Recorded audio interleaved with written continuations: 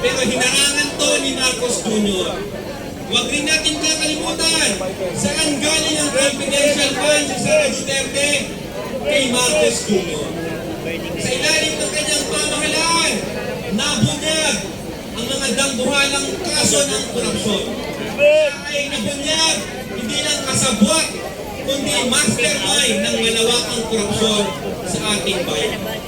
Higit sa lahat, bakit pa hindi na-aresto si Bato de la Rosa? Dahil nagpatumpik-tumpik itong si Marcos Jr. Nauuna ang takot, nauuna ang kanyang takot na siya ay makatalsik sa pwesto. Sa halip na ang bigyang timbang ang sigaw ng taong bayan para sa pananagutan at justisya. Yan po ang paalala na hanggat ang pamahalaan natin ay kontrolado ng pinamagnanakaw, ng mga kurap, ng mga elitista. Yan po, magpapatuloy ang impunity o kawalang pananagutan sa ating bayan. Kaya po, kung hindi kikilos ang Senado, kung si Marcos ay protektor ng mga kurakot, sino ang kikilos? Taong bayan. Na dapat tayo magbantay sa Senado hanggang matapos ang impeachment. Hinihintay natin magsimula ang impeachment, pero handa ang taong bayan na magbantay. At kumilos, hindi lamang sa harap ng Senado, kundi sa ating mga komunidad, sa ating mga paaralan, sa ating mga pagawaran. Dahil ang aral po dito, itong usapin ng korupsyon, tayong lahat ay biktima nito. Dahil yung pera na ginagawa ng mga kurakot, dapat sana sa serbisyong panlipunan.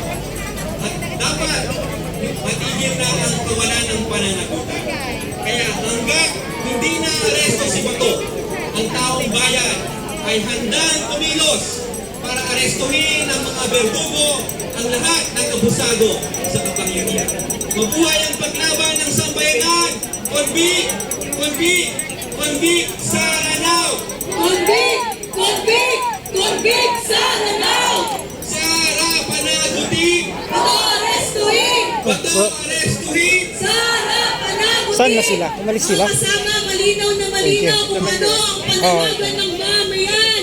Hiling natin ang pananagutan at hustisyang panlipunan. Kaya naman po na andito mismo, humaharap ang iba't ibang sektor ng lipunan upang sabihin sa Senado na nagpapantay kami sa magiging hatol ninyo kay Sara Duterte.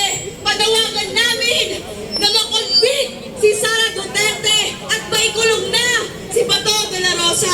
Kaya naman ngayon, tinatawagan po natin mula sa Alliance of Concerned Teachers, si kasamang Roel Mapet, at mula sa Madamay, si kasamang Mimi Dorito. Sara panagutin! Sara panagutin! Hindi na pamintay pinibenta niya.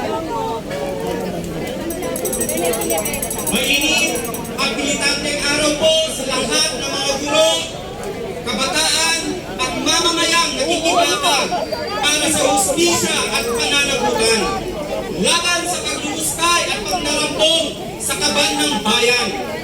Kaisa po ang mga guro at kawani at sektor ng edukasyon para sa panawagang Sara Titisin, Sara Panagutin. Hindi po lamang Vice Presidente si Sara Duterte. Resign, DepEd Secretary, parehong palpak at may bahid ng katiwalaan ang pamamahala sa DepEd man o sa OVP. Kung si Mandarang Bongbong Marcos ang hari ng korupsyon, si Inday Sara o Inday Lustay naman ang reyna ng korupsyon. Maging ang kagawaran ng edukasyon ay sinalpakan ng confidential funds, intelligence funds para sa pansariling interes upang siraan ng makabayan at ang mga unyon at militante guro na makatwirang nakikipaglaban para sa maayos na sistemang kakulangan sa edukasyon, maayos ang krisis sa lipunan at higit sa lahat para sa disente at nakabubuhay na sweldo. Bilang guro na nagtuturo ng mabuting asal at pagiging makabayan, hindi namin hahayaang makatakas sa pananagutan ang sino mang naglustay at naglulustay sa kaban ng bayan at nagsisilbing masamang ehemplo sa kabataan at sa mamamayan. Milyon-milyon o trilyon, bilyon ang kinukurakot sa kaban ng bayan. Dapat pare-pareho silang managot. Handa rin tayong singilin at panagutin ang mga protektor ng mga kapwa nila. Kriminal na may harangin o patayin ang impeachment ni Sara Duterte. Isama na nawagan ang pagkakanlong sa bugante tugang si Bato de la Rosa. Hindi papayag ang mga guro ng bayan na limpak-limpak ang pera sa pandarahas, sa korupsyon, habang pinagkakaitan kami ng disente at nakabubuhay na sahod, sapat ng pondo sa edukasyon. Kaya sama-sama natin tuturuan ng leksyon ang mga kurakot at abusado. Kaya muli, ang ating panawagan, Sara, linisin, panagutin, Bato, arestuhin, panagutin, Marcos, singilin, panagutin, pondo sa sweldo at edukasyon, hindi sa korupsyon. At higit sa lahat, burok ng kapitalismo, ibagsak. Magandang hapon po sa ating lahat.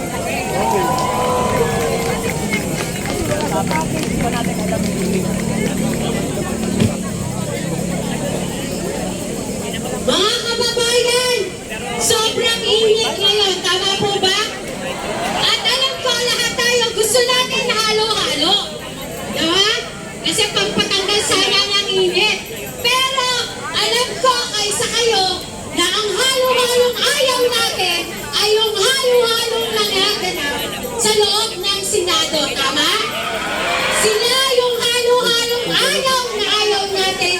Galit na galit tayo dahil ang mga senador sa loob ng Senado naging aktor, naging direktor, naging protektor ang walang yan si Bato de la Rosa. Kung mga maralita, pag may sala, walang due process.